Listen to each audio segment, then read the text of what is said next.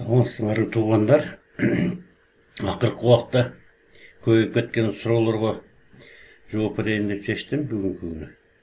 Акыркы убакта элдердин кайрылуулары боюнча мынау акыркы убактарда кымбатчылык болуп, башка болуп өтө кыйналып кеттик. Кандай кылсак болот, кантип жумуш тапсак болот, кандай жакшы жашасак болот. Канча тапсак деле ошол акча жукпай атат, иштелип кетти. Кымбатчылык болгондун себеби эмне, башкадан причинасы, себеби эмнеде болушу мүмкүн деп суроолорду берип атышат.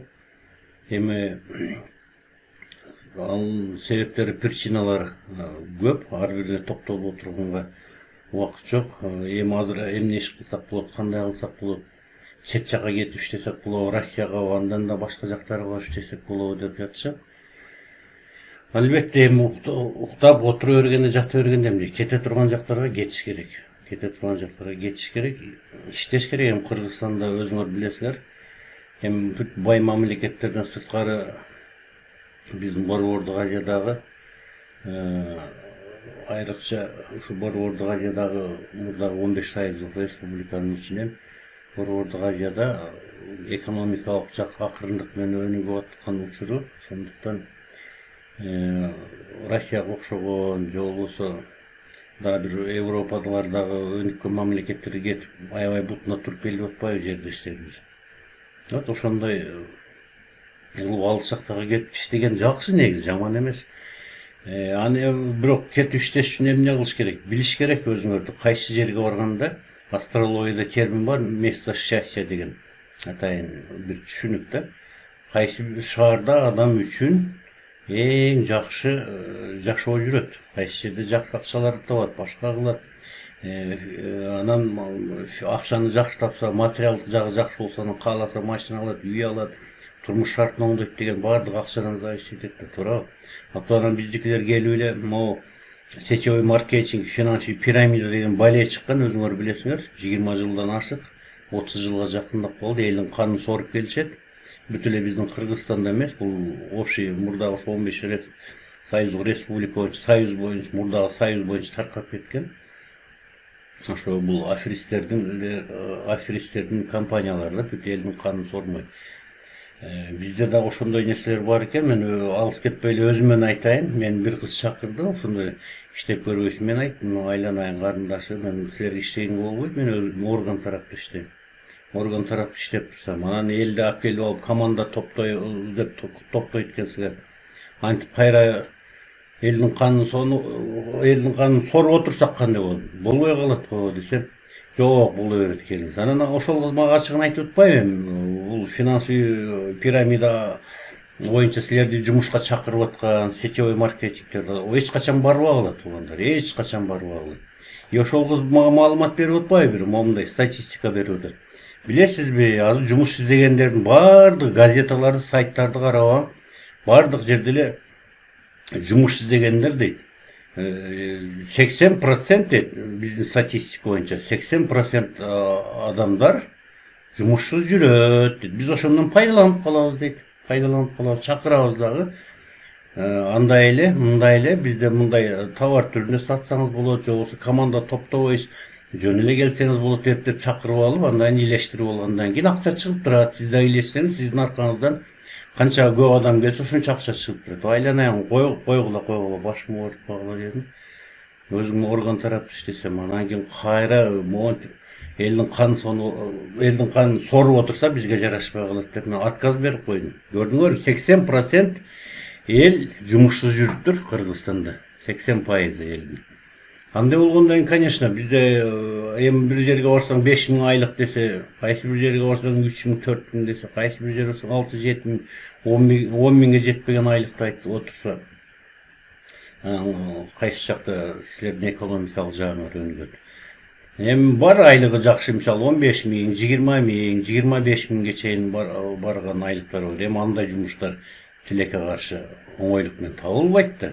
Ошондуктан кичине бири-бирибизге ишенишибиз керек, ишенгиле, кеткиле, кете турган жакка барып жакшы иштеп, жакшы акчаларды таап, үйүңөргө жөнөтүп турсаңар, семьяңарга, бардык турмуш шартыңарды оңдосоңор, биринчиден өзүңөргө жакшы, экинчиден мамлекетке жакшы. Өзүңөр билесиңер, Бизге Кыргызстанга жердештерибиz, чет жактарда жүргөн мигрант жердештерибиз 2,5 миллиард доллар жыл сайын акча жөнөтүп турушат. Анын эсебинен банктар иштеп турат, курулуштар курулуп турат. Бүт иштеле турган биздин ВВП'бызды, дүң продукцияларыбызды өнүктүрүү жагына, башка жагына, экономикалык, бүт финансылык жактарга Кыргызстанга көп пайдасы тийип атат да биздин мигрант эмгек миграциясы менен жүргөн жердештерибиздин. Вот ошолорго окшоп кеткиле. Бутуна тургандар бар. Мага келгендердин мисалы 50% кетти. Кеткендери кетип жыргап иштеп турмуш шартын оңдошту. Менен 15-20 жылдан бери кеңеши уже вообще турмуш шартын 2 этаж, 3 этаж үйлөр салып оңдоп алгандар бар эми. Айдап жүргөн машиналарын эми айтпайлы коеюн. Анан бүт ошо иштенгендер, эрк жумшагандар, жеңе билгендер, кичине эрк ошолор жыргал жашоодо. А 50% бир жарымы кетпейт. Эмне себептен ишенбейт? Койчу. Эми ал жака барганда эле эмне бул байке айтып койсо, Жанар агай айтып койсо, биз барып ал жакта иштеген эле минтип кетип эле, ал жака барсаң, аңгекке катсаң дөңгөккө дегенде да милициялары бар, ФМС бар, миграцион текшерет, кыйналат, жалкоолук да, просто жалкоолук. Ар бир жакшы ийгиликтин баары сөзсүз бир кыйынчылыктын аркасынан келет. Сөзсүз бир кыйынчылыктын аркасынан. Жөндөн жөн эле алма буш, озма түш болуп келе койбойт. Ошондуктан туугандар аракет кылгыла. Кете тургандар кеткиле, иштегиле. Кете турган жериңерди аныктаганда кайсы жер? Вот мое счастье, вот город нахождения. Кайсы город, шаарга барып десем, мен үчүн жакшы болот десеңер, күчтүү профессионал астрологторго баргыла. Мага келгениң мага келгиле, келбегениң башка жактарга баргыла. Эми ошондуктан айтып атпайм. Бирок астрологко барганда ким экенин билгиле. Мен киммин деп туруп отуруп алыш керек кирип. Мен ким, мен жөнүндө айтып берем. Силер жөнүндө эгер күчтүү астролог болсо 80% точно айтып бериш керек. Турмушуңардан өткөн жеке жашоо шартыңар боюнча ата-энеңерге, бир туугандарга байланыштуу мындай бир кооптуу нерселер болгонбу? Кайсы жылдары, кайсы айларда болгон мисалы? Өзүңөрдө болсо мисалы ден соолук боюнча кайсы жагыңар ооруйт, өтө кооптуу ооруган жерлер болсо. Вот. Ошолордон бери айтып берип, точно диагноз коюп бериш керек да, даже өтө ооруган жерлериңер бир 3 серьезный ооруңуз болсо, 3-2 болсо, 4 ооруңуз, 4-төн тең баарын точно айтып бериш керек. Анан кийин гана ишенгиле, анан бүт силердин прошлыйыңарды азыркы убакта настоящий время эмне болуп атат? Ошолорду айткандан кийин гана анан ишенип каласыңар. Мен жашап жүргөндө мен сүрөттөп койду, оттум беле. 80%, минимум 80% сүрөттөш керек. Ким экениңерди? Силерди сүрөттө мынау события болгон сизде. Камалган болсо камалгансыз. Же болбосо моунча акча миллиондогон акчаларды эми сом менен да 5 миң, 10 миң, 15 миң, 30, 35, 50 миң, же болбосо 60 миң доллар бергендей ушундай крупный примерно канча суммалар берип банкрот болуп жүргөнсүз. Башка эми точно айтыш керек да, серьезный нерселер. Эми адам 60 миңдей долларга банкрот болуп атса, чоң швеяларды иштеткен, чоң өзүнчө жеке фирмалар иштеткен бизде жарандарыбыз абдан көбөйүп калыптыр, көп.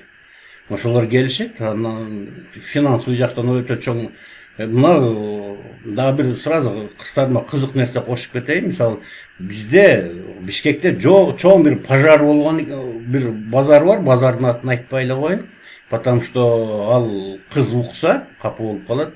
Вот ошол жерде базар иштетишет, башка болот экен, ал бул анан ошо Кыргызстанда кайсы шаар экенин деле айтпай коелу, анан ошолардын винасы күнөөсү боюнча өрттөнүп кетет экен, башка. Вот ошол нерселер полный айтканда эле мен агам, момундай нерселер. Аябай крупный банкротство боюнча юридический проблемалар козголгон. Ал ушундай болуп жаткан учур. Сен ой байке точно баарын сүрөттөп бердим. Биз азыр подписку о невыезде подписали. Ошону жазып берип, башка эч жака чыга албайбыз. Бишкек шаарындай Жалал Абад шаарында болсок, Жалал Абад шаарынан чыга албайбыз десиз да, иш кылса. Ошто болсок, Ош шаарынан чыга албайбыз деди. Иш кылып бир шаарда болгон нерсе да, Ысык көлдө дейбиз, Таласта дейбиз. Өздөрү коксануу коем, капа болбосун деп биз жөнүндө сөз кетиргендей болуп. Ошон үчүн Ошол нерсени алар да алдын ала билгенде ошондой банкроттукка барбастан ал байкуштар күйөөсү экөөтөн момундай нерселерди кабылмак эмес. Анан кийин ошондуктан эмне дейбиз туугандар, кичине бири-бирибизге ишене да билиш керек. Ишенбей жүрө берсеңер өзүңөргө өзүңөр кыласыңар. Педагог эми көп эле Кыргызстанда өзүңөр билесиңер, статистика боюнча баардыгы жогорку билим алганды жакшы көрөт экен, 70% жогорку билим алып коюшат экен. Хотя очный болбосо дагы, заочный болсо дагы окуш 70%. Анан баарыңар жогорку билимдүү болуп турсаңар, башка болуп туруп анан ишенбей анан болобу айтканды жүрө бересиңер. Кээ бирлер мойнуна эле алып айтат. Өткөндө бир бала айтат, байке, бирок сиз айттыңыз, мен чындап эрк жумшады атат, эрк жумшагым келип атат. Бирок чындап жалкоолук калдырып коюптун дейт. Үйдө жата берип мына 10 жыл, 15 жылдан бери аялым базарга чыгып тиргелеп калат, багат. Бирок бул эч нерсеге жетпейт экен, бала чака чоңоюп калды, уже жакын кортулордо үйлөп жайлап турмушка чыгарып дегендей бала чакалар ошол нерселердин эмне кылат, уже башка тутат дейт. Мен айттым, эмне, сен эмне кылып отурасың? Жөнө. Үйдө майда чүйдө нерсени бала чака карап, дагы бир нерселерди кылып отурам, хозяйством деп актанбай жөнө деп. Так что ошо жөнөш керек. Анан айттык, астрологду сынаш керек. Эгер силер жөнүндө эч нерсе айтып бере алса, всё. Значит, самозванец. Он или она самозванец. Все, бир тыйын акча бербей, сразу чыгып кеткиле. А мага келгиле, сынагыла, пожалуйста. Мындай прямая консультациялоо түзгелесиңерби, же болбосо мындай по телефону аласыңарбы? Точно сүрөттөп берем, минимум 80%. Эмне өткөн силер боюнча. Анан ишенесиңер де, менден чогуу жашап жүргөндө баарын айтып коюм. Ишенгенден кийин анан пожалуйста, прошлое время эмне болгон силер, настоящее время четко айтып берип, ишенгенден кийин анан ошо менен сынаш керек астрологду. Айтып бере албаса, уже аны менен сүйлөштүн кереги. Мага келсеңер ошолорду азыркы айтылган нерселердин баарын айтып берип, ушунчалык күлөт, кээ бир таң калат, менен чогуу жашап жүргөндөй айттыңыз. Ооруган жерлер тим эле врачтар диагноз кое албаган нерселерди сиз коюп айттыңыз. Эми бул мен өзүм кыйындыгымды койм, астрономия илиминин кыйындыгы. Эми врачтар түзүк, жакшы да. 95% учурда врачтар өздөрүнүн немесин билет, диагнозду коет, башка кылат. Кайсы бир 5% учурда диагноз кое албай калган учурлар болот. Трудно диагностируемые болезни деп коет. Трудно диагностируемые болезни. Бирөө диагноз коет атып башканы коюп коет. Дагы бир башка жагын карап, дагы башкача диагноз коюп коет. Ушинтип адашуулар болот да. Ошол 5%, 95% учурда туура коет врачтар, 5% учурда кое албай калат. 95% коюп аткандары жакшы, 5% кое албай калган ошо профессионал астрологдор точно определить этип берет. Андан да бир мындай вывод, корутунд жасап коет врачтар дагы. Ошо диагностика боюнча иштеген, ошо терапия врачтары, хирургтары кайсы жагы кандай ошо адам такташ үчүн өтө трудно диагностируемый болезньге попадать этип адам жакшы причина кое албай лечитинде алса, биз лечит этпейбиз астрологдор, конечно. Келсе точно кайсы жерде диагноз 100% коюп беребиз. Вот. Ошон үчүн кайрылгыла. Биз лечит этпейбиз, конечно. Биз табуу эмеспиз лечит эткидей, биз бакшы эмеспиз лечит эткидей. Биз айтып атабыз, илимдин негизинде физика, математика, геометрия, астрономия, ошонун негизинде 100% четко силер аябай ыраазы болуп таң кала турган кылып алып беребиз. Эми биздей Кыргызстандагы жердештерибиз үчүн өзүнчө бир чоң жаңылык, чоң ачылыш болуп атат мен айткан. Ошончолук 80% сүрөттөп беребиз. Да, сүрөттөп берет. Ишенбесеңер, жердеш кыргыздар билесиңер, мына канчаңар менен байланышасыңар. Россияда бул өнүккөн улуу державалардын бири, Россияда башка мамлекеттерден чаласыңар, эми ар бир мамлекетте, там Япония, Корея, Турция, Кытай, Италияда жүргөн кыргыздар барыңар эле менен кеңешкендиңер, өзүңөр билесиңер. Өнүккөн мамлекеттерде, Франция, Англия, Германия көрүп атасыңар да. Ал жердин эли 70% астрологиясыз иш алып барбайт. Аларга мындай нерселерди ошо минимум 80% сүрөттөп бериш керек. Антип силер сүрөттөп бере албаса, уже сүйлөшпөй эле койгула деп айткан нерсе, алар ошол чет жакта жүргөн, айрыкча чоң шаарларында жүргөн чет жактарда жердештер, кыргыз туугандар билесиңер, туурабы? Алар үчүн жаңылык эмес. Биздин азыр Кыргызстандагы чет жакка чыга элек, Кыргызстандын ичинде эле жүргөн жердештерибиз үчүн бул чоң жаңылык. Астрономия, астрология негизинде ушинтип билсе болот экен да, деп таң калып атышы мүмкүн да. Россия ошо өнүккөн азыр эле айтпадыкпы? Англия, Франция, Германия, Америка өнүккөн мамлекеттерде бул эч кандай таң калыштуу эмес. Астрология илимин мынчалык такты өтө деле жаңылык эмес. Туурабы? Ал жакта жүргөн жердештер билесиңер, местный телевиденияларды көрөсүңөр, башка ал жердеги белгилүү адамдардын кайрылып жаткандыктары боюнча астрологторго, профессионал астрологторго кандай мурда прогноздорду айтып берилген, ошолор кандай ашып атат, канчасы кандай иш алып барып атышат на основе астрология, астрономия негизинде. Аны силер билесиңер да, туурабы? Силер үчүн чоң шаарларда, чет жактарда иштеген кыргыз жердештер үчүн ал өтө таң калыштуу нерсе деле эмес, обычный эле нерсе. Өзүңөр деле барып жүрсөңөр керек. Но ал жактын услугалары бирок нормально, өзүңөр билесиңер, кымбат ал жакты. Но эми кымбат болсо деле зато стоящий барсаңар болот. Күчтүү стоящий астрологтору бар, өнүккөн мамлекеттерде. Кайрылуу керек, жөн жүрө бербеш керек, кыйналып. Ошо. Анан ошон үчүн мага келесиңер башка астрологторду ал билиш керек да. Мисалы Кыргызстанда силерде 2-8 асман өзү 12 секторго бөлүнгөн да. 12 сектор, 12 бөлүккө бөлүнгөн. Эгер силердин 2-8 секторуңар финансовый сектор деп эсептелет да, асман 12 секторго бөлүнсө, ошонун 2-8 сектор финансовый сектор деп эсептелет. То есть сизге акча алып келчү нерсе.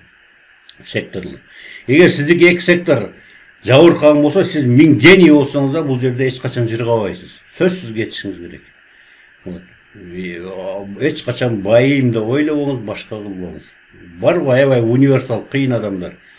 Эмне тармакта айтпа ошонун үстүнөн чыгат. Ошондой генийлер, айылдарда деле бар, айрым бир шаарларда деле бар. Өтө кыйын адамдар бар, туурабы? Зато чөнтөгүндө 5 эле сом акча менен жүрөт. Өмүр бою тишинин кирин соруп, кыйналып жүрүп өтүп кетет. Эмне биздин кыйын профессорлор жокпу? Мына жогорку окуу жайларында башы укмуш иштеген профессор, доктор науктар. Зато ошо 2-8 жабыркаган эскирген костюм шымдары менен байкуштар, ушу эскирип кеткен кийимдерин башкылап жүрүшөт. Мээ деген укмуш иштейт, бирок 2-8 начар отражение туулгандар. Ошон үчүн жакшы финансылык жактан эч нерсеге жетишпей жүрүп эле анан өтүп кетишет. Анан ошо ал жака кайсы шаарга кетсеңер, ошо 2-8иңер удачный жакшы жайгашат. Кайсы шаарда айрыкча бутка турасыңар, ошолорду билиш үчүн дагы астрологторго кайрылсаңар, результат жаман болбойт. Вот. Андан кийин мисалы эми профессорлор жөнүндө сөз кылдык. Мындай жөнөкөй адамдарды алып карасак, кээ бири базарда эле жүрөт, туурабы?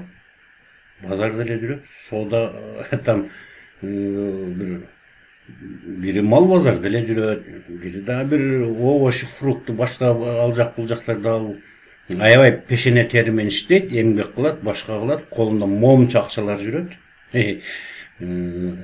Жөнөкөй эле этаж үйлөрү салып койгон, эч кандай мектепти деле толук бүтпөй калган, мектепти деле. Вот. Этаж катар үйлөрү салган, 2 этаж, 3 этаж үйлөрдү жиптерде жүрөт. Алардыкы эмне себептен? Алар эмне бер профессорлор эмес, кыйын иштегендигинен. Мектепте двоечник, троечник эле болуп бүткөн. Аларга зато маңдайына жазган 2-8-ди. Кудай жазган ошо.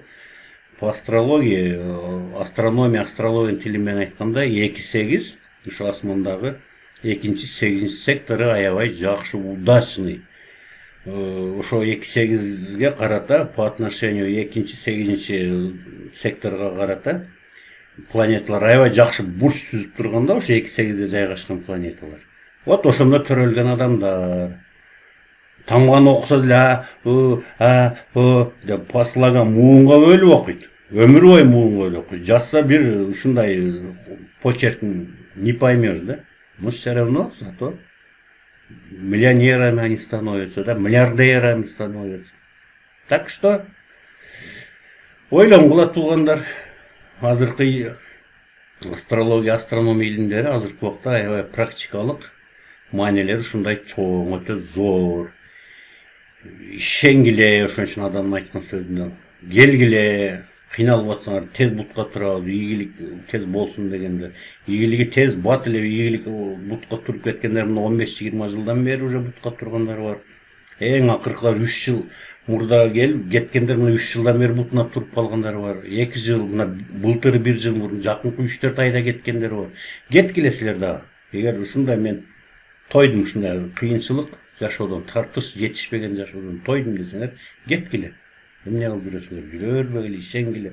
Мага ишенбесеңер, бул өзүн реклама кылып атат дегендей болсоңор, пожалуйста, башка астрологдор баргыла. Бирок мен силерге өзүнүн кыргыз жарандарыбыз үчүн, өзүмдүн кыргыздарым деп мындай неме болгон үчүн, кыргыз элим деп силерге ылым санап мындай жакын неме болгон үчүн жакшы бир секреттерин ачып айтып койдум. Пожалуйста, мага келбесеңер, башкаларга баргыла. Бирок жакшы да баа жолун айтып барганда сынагыл. Мен киммин айтып бергиле. Айтып бере албай, бирок аферисттер бар азыр, аферист, астролог деп жазып алып, көз мончок куям, жүрөктүн тиги мындай дабыр келеси дикаркалар бар экен, аларды эми дикарка жапайы десе болот да. Астролог деген сөзүн баркын кетирип атат. Анан бирок андай дуа окуйм ал бул дебей дабдырап келеси болуп жазбагандары деле бар, астролог деп кой. Бирок я детский астролог деп реклама берип атса, Бишкекти көрүп. Детский астролог эмне? Барганда эч нерсе, прошлый эч нерсе өткөн эмес. 4 жаштагы, 5 жаштагы улантын айтып берет. 6-7 жаштагы мындай күтөт экен, мындай хи деп күлүп ырсаңдап турган жолго салып коет. Анын эмне кереги бар? Кыйынбы? Кыйынбы? Баягы сен кыйынсыңбы? Мындай эркексиңби? Чыгасыңбы мага? Мындайбы деп баягы биздин мындай эркектердин сүйлөгөн сөздөрү бар го, ошондой мындай эле кыргыздын жалпак тили менен сүйлөшөлү. Ошондой дегенде кыйынбы? Айтып берсин силер жөнүндө. 80% сүрөттө. Ким экениңерди? Камалсаңар, камалып чыкканда, операция болсоңор, операция, аварияга жолуккан, жакындарыңар аварияга учурап бир нерсе болуп өтүп кеттиби? Вот жарык дүйнөдөн кош айчып каза болду. Качан, кайсы жылдары, кайсы айларда? Эгер сурасаңар, примерно плюс-минус 2-3 күн катачылыкты айтып бериш керек. 2-3 күн гана катачылык. Примерно ушу күндөрү болгон. Ушу айда ушу күндөрү. Ана. Это же супер. Туура ошон точно ошону айт. Это же супер. Вот ошондо гана анан ишенгиле. Анан ошо астрологдорго бар, ошондой профессионал астрологдор. Анан это мындай эң реалдуу жакшы нерсе. Туура ошо текшерип алып туруп, анан ишти аткарсаңар жакшы. Анан текшербей туруп эле астролог экен деп эле барып алданбаш керек. Детский астролог, детским астрологом любой может стать, да? Любой адам астрология түшүнүгү жок. Любой адам келгиле деп туруп, келип мындай. Мындай экен, андай экен, анан бул улаңыз мындай жагынан, анан бул музыкант болот, чоңойгон спортсмен болот, анан хирург болот, анан летчик, учкуч болот. Любой дурак айта берет да, боже мой, болбой андан эртең 25 жыл, 30 жыл өткөндөн. Аларга баары да. Ошон үчүн мени кийин тапмак беле, эртең ким бар, ким жок деген. Ошон үчүн барганда ошентип сынагыла дагы, эгер чындап силерди оозуңарды ачырып, таң калтырып, силерди четко минимум 80% сүрөттөп берип, жеке жашооңуз боюнча сиздин башыңыздан эмне нерселер өткөн, азыркы учурларда эмне болуп атат. Сизди ушунчалык таң калтыргандай, ага уже сиз жөлөнүп таяnsаңыз болот. Бардым, ушу четко айтып берип аткандай, ишенесиз да. Бардым билип аткан ичинде ушундай.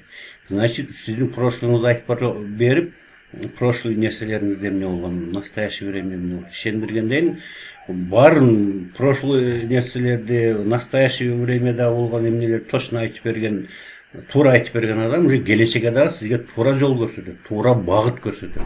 Вот ошондой гана астрологдорго баргыла. Бул Кыргызстанда жүргөн жердештерибиз деле, чет жакта жүргөн кыргыз жердештерибиз деле ошо барып туруп сынап гана ошо билсе гана сиздин ким экениңизди минимум 80% сүрөттөп берип, анан гана кайрылыңыздар, макулбу? Ошо сурооңуздарга кыйналып жүрө бербеш үчүн ошо кетиш керек, сразу оперативный иштерди кылыш керек. Бирөөгө ишенбейлим дейіп, мен алды, мен бул алдап коет деп, алдап атат деп жүрө берсеңер өзүңөр билгиле анда. Эң жакшы нерселер ошого окуш керек, илим билимге көп көңүл бөлүш керек. Айрыкча быйыл 21-жылы, 22-жылдары. Билим эч качан алдабайт, билим топтосоңор эч качан жаман болбойсуңар. Ал билимдер сөз турмушта кереги тиет силерге. Вот жакшы жашоо үчүн ушундай нерселерди кылыш керек. Кечке жата бербей, тез чечкиндүү аракеттерди кылыңыздар. Ошондо гана жакшы ийгиликтерге жетишесиңер. Чечкиндүү кадамдардын натыйжасында. Макулбу, аракет кылыңыздар. Эрк керек, анын үчүн жалкоолукту тыйып, кет деген жака көрсөтүп берет астролог. Эң сонун кайсы жакка барса везение, ошол жака кетиш керек. Кетпесеңер анда өмүр бою жүрө бересиңер. Как белка в колесе дегенде ордуңарда айлана бересиңер, жүгүрө бересиңер. Как белка в колесе. Ордуңарда жүгүрө бересиңер, ал айлана берет, эртең эле анан 40 жаш, 45 жаш, 50 жаш ошентип эле жаш өтүп кетет. Ошон үчүн аракет кылгыла, вопрос суроолор болсо, комментарий жазып, же болбосо телефондор бар сайттарында кайрылсаңар болот. Макулбу, ийгилик бардыгыңыздарга. Чоң-чоң ийгиликтерди каалайм, аман эсенчиликти каалайм бардыгыңыздарга.